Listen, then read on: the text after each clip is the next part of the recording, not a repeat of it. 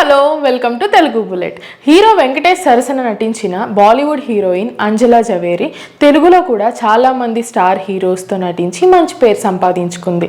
అయితే ఆవిడ ఇప్పుడు ఎక్కడుంది, ఎలా ఉంది అనే వివరాలు తెలుసుకుందాం. టాలీవుడ్లో ఎంతో మంది హీరోయిన్స్ ఎంట్రీ ఇచ్చి కొంతమంది మాత్రమే సక్సెస్ను అందుకున్నారు. అలాంటి వారిలో హీరోయిన్ అంజలా జవేరి కూడా ఒకరు. ఈ తరం ప్రేక్షకులకు పెద్దగా తెలియకపోవచ్చు, కానీ ఆ తరం ప్రేక్షకులకు ఈమెను చూస్తే ఇట్టే గుర్తుపట్టేస్తారని చెప్పవచ్చు.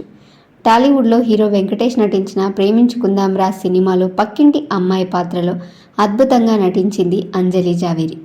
తన మొదటి సినిమాతోనే తన నటనతో, అందంతో అందరినీ ఆకట్టుకుంది. ఇక తర్వాత రెండవ సినిమాకి మెగాస్టార్ సరసన నటించే అవకాశాన్ని అందుకుంది. డైరెక్టర్ గుణశేఖర్ దర్శకత్వంలో చిరంజీవి నటించిన చూడాలని ఉంది సినిమాలో నటించిన సౌందర్య మొదటి హీరోయిన్ కాగా, అంజలా జవేరి సెకండ్ హీరోయిన్గా నటించింది.